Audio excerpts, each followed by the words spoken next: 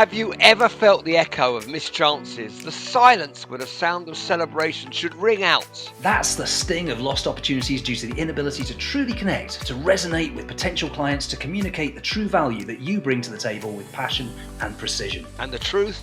It's not the lack of service quality that hinders, but the absence of warm, compelling, and persuasive communication. These really are game changers, the secret ingredients to turning maybes into definites. And that's where we come in at Teachable Moments. If you're a lawyer, financial advisor, business consultant, accountant, trustee, director, sales leader, subject matter expert, or anyone else offering professional services, this podcast is tailored just for you. Time after time, opportunities are missed and businesses and careers stutter because of a lack of simple, teachable communication and negotiation skills.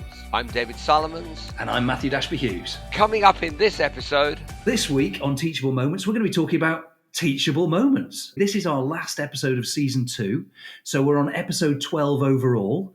And it seems an opportune time to really review the sorts of things we've talked about over the course of the first 11 episodes. And what have been our biggest takeaways? The things that we've learned along the way. And looking at other lists, we've talked about a lot of stuff, David. We've talked about networking. We've talked about pitching and how do we make a pitch really effective. We've talked about communication and communication breakdowns, rebuilding trust and credibility with a client when things have gone wrong. We've talked about navigating change. We've talked about conflict. We've talked about, imposter syndrome, storytelling. We've talked about how to become the advisor that people want to call. We've talked about coaching, mentoring. We've talked about leadership. I mean, we've covered a lot of ground here in these first I didn't know we knew that much. I'm not sure we do. I mean, that's the imposter syndrome coming through straight away. Absolutely, you're right. Absolutely. And that was a good episode, that one. I felt I had to dig deep into that and actually look at myself. Yes. And think about how I do suffer with that and still suffer with it. I get that. I had that on a thing I was on recently, a panel or something I was on, and I was talking about it, and people would just say, "Oh, I can't believe you've got it. You're so confident." And that nobody with imposter syndrome, I believe, shows they've got imposter syndrome. Nobody's in the middle of a meeting and says, "Oh my God, it's happening to me now." Everybody covers it up, and they cover it up really well. Or they cover it up really badly. And when you get to some years of experience, hopefully you found coping mechanisms to do it better. So basically, I sham better because you have to learn to cope with this stuff. We all have wounds in our life. We all have things that have happened to us. And as you get older, you won't necessarily get rid of them because there's an argument psychologically. They're always somewhere playing out in your psyche. You learn to cope with them. As you get older, you learn to run the problem rather than the problem running you as much as you possibly can. I think the fact that we all share this, and it is a shared experience, sometimes, and this has been my big takeaway from it, was very much actually, if you own it, just say, look, I don't know how you feel about these things, but actually I don't feel comfortable in this situation. I especially when you're having those difficult conversations around things that everybody feels are awkward, or a lot of people do. So things around, I'm sure this is a subject we'll talk about in a future episode, pricing, that kind of thing, those sorts of things around value. And also, am I worth it? Exactly. And also, I have, and this happened actually the other day, we were pitching on something, and I asked a colleague of mine in employment, very, very strong, to let us have the fee quote so we could include it. And it was so low. I mean, ridiculously low. I don't mean, he wasn't trying to, it was so low for a man of that experience and what he was doing. I was thinking, it's not my job to value him high. It's his job to value himself high. Yeah. And yet someone might say the same about me. I don't know. It's interesting how we value our work. Yes. And it's not just, I need to get a price in that's right. It says something about how we value our work, and by extension, how we value who we are. And it's who we are, what we do, and more importantly, the impact of it on the other person's life. Because fundamentally, value is in the eye of the beholder. We can price ourselves or whatever. The least we'll accept is the most we'll ever get because of the psychology of these things. I think so, and I think also following along from that, and I know we'll perhaps, is one should try never to run one's business or one's life based on fear. If it's always if it's a fear-based thing the whole time, you just can't be who you need to be, and you can't be the best professional. You can't give the best service. It's if it's always about fear, it's very hard to Yeah. do that.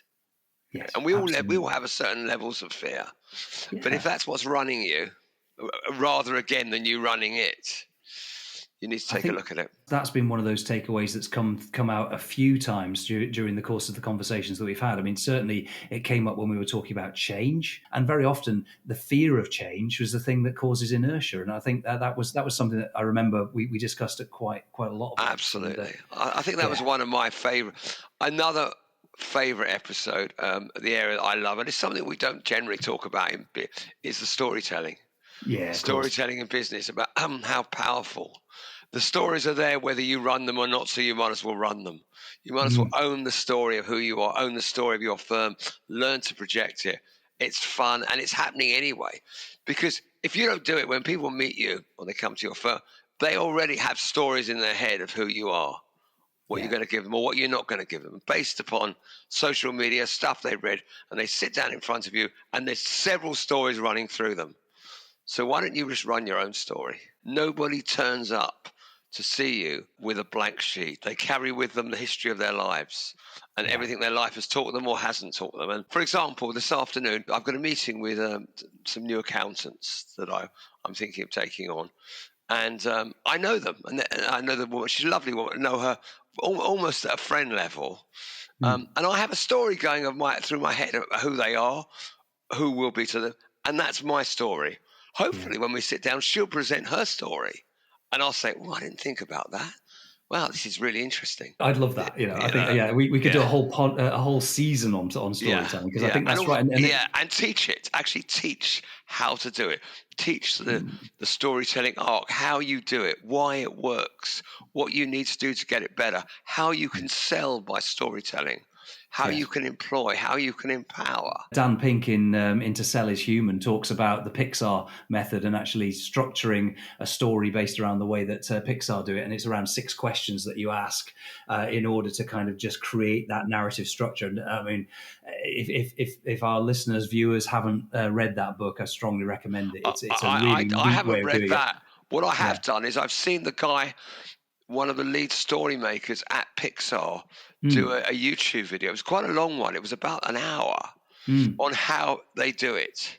yeah. And it is, I mean, it's fascinating, but more than fascinating, it's useful. It gives you Yes. information you can take away. And there's certain stories that it's a good idea to have in your bank, aren't Yeah. there? You know, you need an origin story to explain where you've come Yeah. from Yeah. and where you come from. Yeah. You need a story about the value that you add and the Absolutely. impact of what you Yeah. do. You need some sorts of stories that actually humanize you and make sure that Yeah. what you do lands with them and resonates with them. So And you need there's various comparison stories. stories that you can Of course use you for do. their Yeah, clients. yeah, So that we had this client, and we could talk about stories, but there are other the pitching one, which I think was the first one. I yeah. really enjoyed pitching, because I use storytelling in pitching as well as another reason. But I Yes. love the stories of pitches that go well and the ones that go wrong. That's one of the stories that doesn't get told quite so often, which is a shame because we learn far more from the mistakes that we make than we do from the successes we've had. So, learning from somebody else's scar tissue is great. And there's a graveyard full of stories that we should be learning from, but it's only the successes, which are quite often the aberrations, the exceptions. Those are the ones that survive to get told, right? So, Absolutely. And also, yeah. the question that most people don't ask when they're pitching, which is this a real pitch?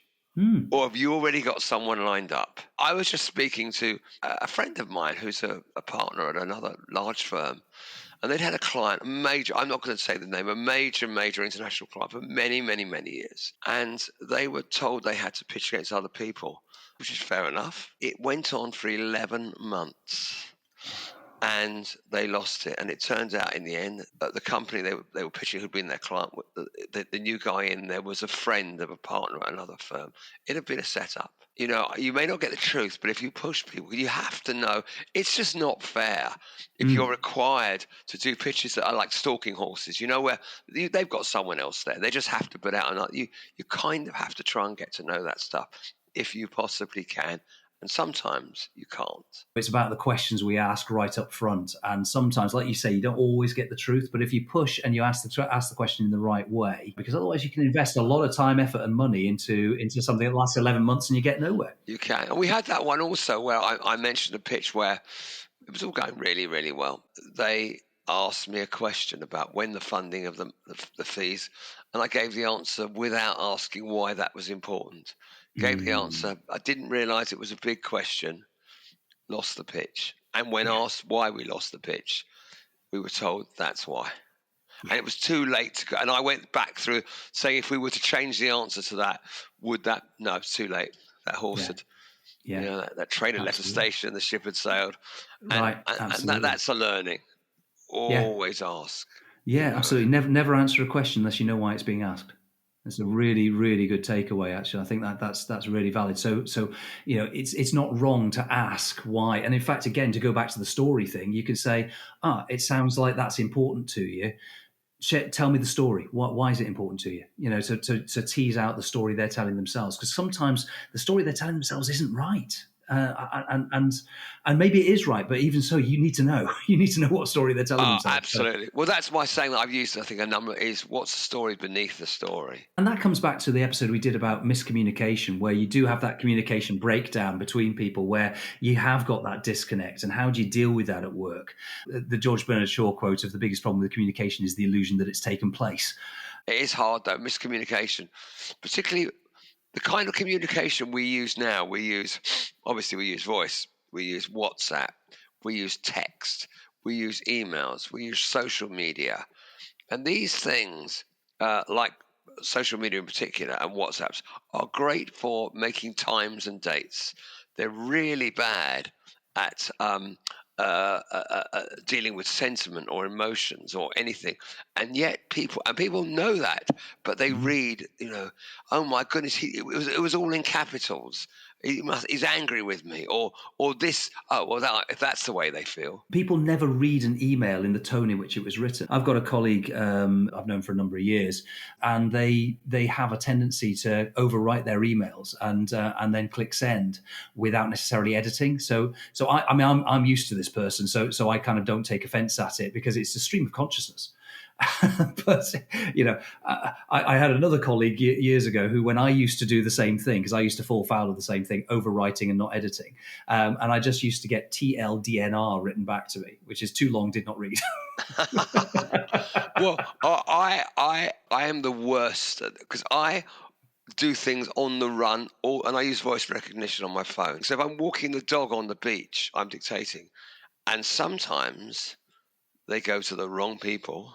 One of my partners said she's constantly writing emails off and saying, "Sorry, David was dictating on the run," and and names sometimes get, and even though I know this, and the story is funny because I have a chap who works with me.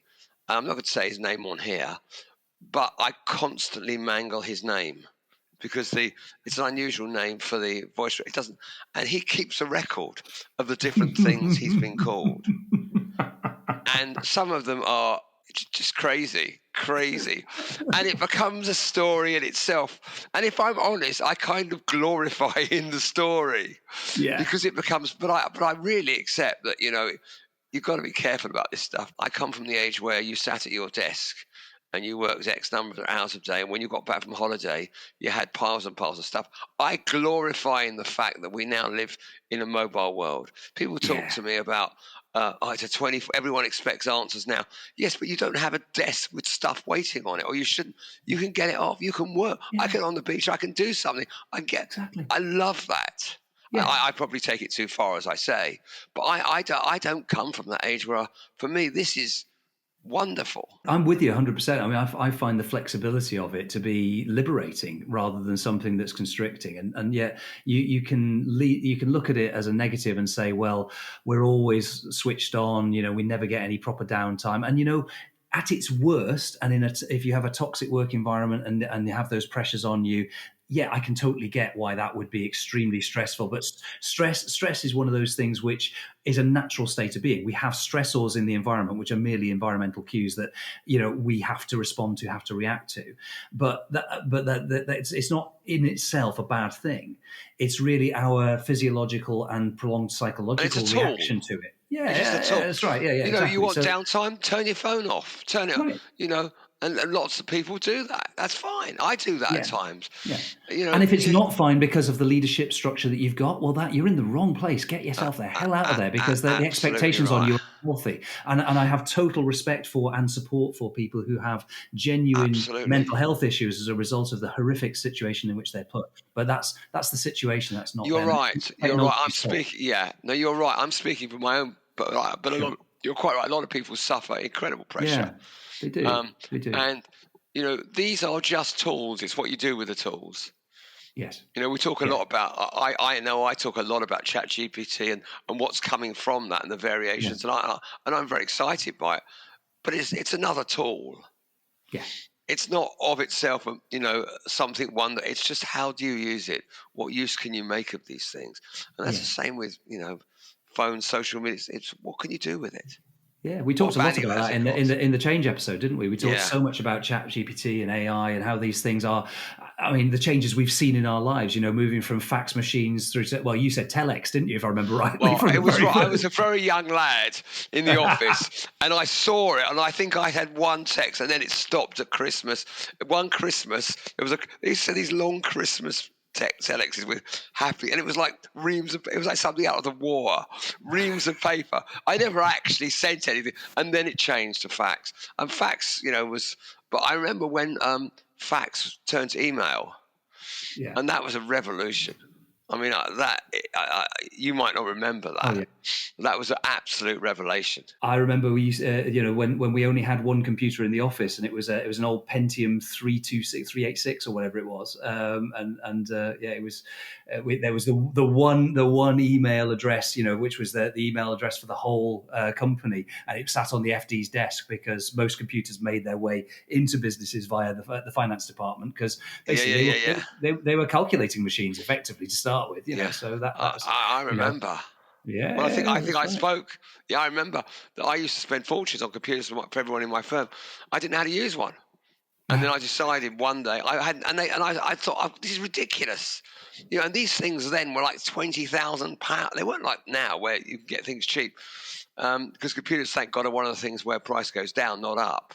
Yes. And I eventually taught myself in a 6-month period to A, use a computer, and B, use voice recognition software, which Mm. changed everything. Thinking about all of those different episodes that we did, I suppose the overarching thing that comes through is probably around that growth mindset that we've just talked about, and around communication, and around trust. And I think the one thing, when it came to how we handle change internally, how we deal with conflict, how we deal with where we've upset a client, When things go wrong, that was a when big things one, go I wrong. think. Yeah, that's right. The thing that kept coming back, as along with storytelling, I think that the theme that kept coming back for me was trust, and really, how do you build trust? How do you maintain trust? And how do you be trustworthy? I suppose that's not a great Yeah. sentence, but Uh, how do you be trustworthy? That's No, bad English, but you know yeah. what I mean. That sounds a bit like Yoda. Yeah. Yeah, But I apologize. also be willing and courageous enough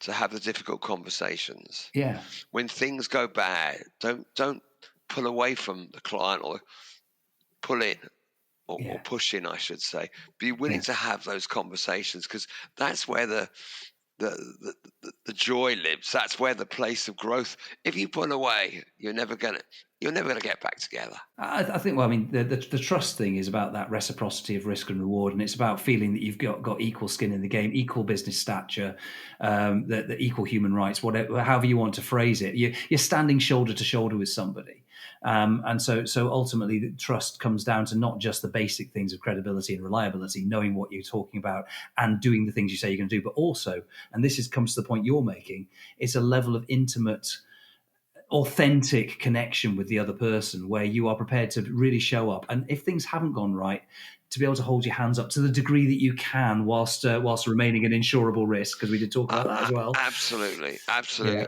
and also to learn from experience. Yes. Before you start panicking, ask yourself, how many times have I actually got something wrong over the years? Yeah. And remember, almost anything, and I was actually thinking about this morning. Lawyers, financiers, they often just live in their own world. So Mm. a client or a customer comes to you with, and you're already going, well, the law doesn't allow this or this. And my response is always, if there's a problem, just approach it with a solution that you can, and then worry about papering it afterwards. Yes. Don't let the paper get in the way of the solution. Because Yeah. I hear that over and over again. Well, and it's always, let's try and find a reason why we can't do it before. Let's find a way we can do it, and then Yeah. we'll find that, and that's really, I think, unfortunately, professionals uh, that we're dealing with, because of the way the insurance world lives now, Yeah. it's scary. We have to take the cautious approach, but find Yes. that sweet spot. There are so many things, and yes, there's the insurance side of things. Yes, there's the compliance side of things, and both of those absolutely appropriate to be considering those, especially in a highly regulated environment, and rightly so, because people put their trust in us to do what we do. But fundamentally, if you're pushed into a position where you're finding a problem for every solution, then that is bad client service ultimately. So you have to find that sweet spot where and it's not just client service, it's also actually internally, because the same problem can occur within organizations of many different types when there is a level of legacy systems, a legacy thinking that is already embedded culturally, and actually people have got they're wedded to that. So they start just finding problems for every solution as well. And I always sort of point to the pandemic, because that was a great leveler. And it was forced change. And if I'd gone to any CEO of any big business in February of 2020, and I'd said, can you imagine your workforce working remotely? They'd have said, well, I can certainly see how some businesses could be able to, but not ours. Ours is different. And a month later, they were all working remotely because they had to. So necessity forces the change, and suddenly there's solutions for the problems. Absolutely, and there's all. I was chatting to a young entrepreneur the other day who's built a couple of small restaurants, and he's looking at expanding. And I'm going down to see and try one of those tomorrow. And Yeah, he started just in the middle of lockdown, just as we were allowed out, and he's done incredibly well. And he's in an industry which suffered probably more than anybody else. He found a way of doing it. He just said, "I don't have to do it like everybody else." I'm not going to explain yeah, on here what it was because that's private. But he yeah, actually, it was. There is a solution here. We just got to find it. And the way he's done it is now continuing after. In fact, he can hardly yeah. deal with the work. So it's and I will actually go and find out exactly how he's doing that. That's why I'm going down there. I think when we sort of look at the overarching themes of the things that we've talked about, there are certain touch points that keep coming back, and that connection between human beings, I think, has been the biggest overarching theme. And when we look at some of the more recent ones that we've only just got in the can and just published in the last couple of weeks, as we record this, things like the coaching and the mentoring session that we did, things like the The leadership leadership session that we one, did. Yeah, absolutely, yeah. really, really interesting how those themes actually, they're almost the same in some ways as the client relationship ones that we've talked about, and the networking ones, and everything else. It all just comes back to that human connection thing. I mean, reflecting on those ones that we talked about, leadership, coaching, and mentoring, what were your biggest takeaways from those, would you say? If you can get yourself the right mentor, you should do it. Yeah. And if you could find the right mentee who can learn from you and who you can learn from, then do it. I think the biggest thing, and it's a cliche because you can't do it all by yourself in anything. Ask for help, and that's another thing almost, which is professionals don't like asking for help. They don't know how to ask for help. I think that's really, really important. I think the leadership one was an interesting one because I said in the leadership one, I struggle with leadership. I struggle with Mm. the right types of leadership. I don't know that I have a takeaway from it. It's more like one size does not fit all, Yeah. and that the leadership that you need often depends on the followers that you have, Yes. because it depends Yeah. what level they're at, what they need, whether it's actually managing rather than leading. And I know you talked about that, about the Mhm. difference between managership I think that's a word, and leadership. It is now. It is now, absolutely. I think that's really important. It's still a struggle to know the right kind of leadership. Yeah. And the temptation often, particularly where you've run your own business, is just do it my way. Yeah, and We know I that think, doesn't work often. well, it does at the right time, but based on the type of follower you've got and where they are on their personal journey. I think that was one of the key takeaways was looking at it in terms of where, because how you manage or lead somebody changes depending on where they are in their own personal growth. So when they first start, you have to be much more directive than you are supportive, and the directive is very much, this is the job, go and do it this way. These are the things that you need to do. So it's almost supervisory in that sense. And then as they grow, as they get more confident, you pivot into being more of a mentor, and then more of a coach. And then ultimately you can just be highly supportive and just give them a little nudge and they will go and do it themselves. Or maybe you don't even need to nudge them at all because they become pretty much autonomous. And that's of course the ultimate goal of leadership, that is to empower them to become themselves. So they're empowered to take your role, which is why in ancient Greece and Rome, you always killed the next guy down because they were going to take your place. Whereas now you just recommend that though. No, please do not take that as an approach. The best thing to do is to actually employ somebody who's better than you. Let them get on with the job so that you can then go and do something else. Because someone's better than you, but with no ambition. I quite like the ambition as well. No, I'm going to challenge that. Let them have it. Let them have it. My view is always, and my success to the extent I've ever had any is because I've always employed some smart ass who's better than I am.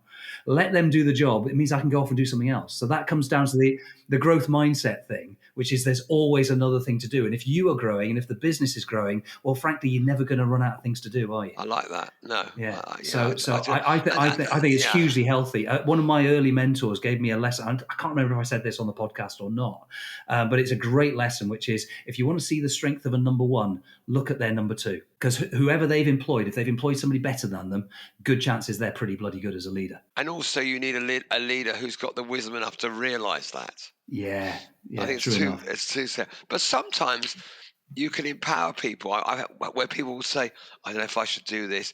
And you can empower them by just saying, take the risk, I've got your back. Yeah. And no more than that. And they know you're there. And that's all they need. It is. It's protection. Because with different people, the way people's brains works, different people need different things in order to feel secure. I mean, there are some people, I'm not going to use the word accountants. Oh, I just did, sorry. But of an accountancy mindset who need so much information to feel safe that sometimes they never quite get there. And there are other people, more entrepreneurial, who say, it looks good, let's go for it. We've just had a whistle-stop tour of some of the things that we've been talking about over the course of 11 episodes is today. That it? I know, we're already there. So I mean, in terms of takeaways, there's so many here. There's listen to understand. There's tell the story beneath the story. There's and listen for the story beneath the story. That's really critical. Maintain that growth mindset of possibility, that there is abundance rather than scarcity. There is, build trust, maintain trust, and be trustworthy by actually showing up and being truly present and vulnerable with other people. Ask for help. Don't be too proud. Know how.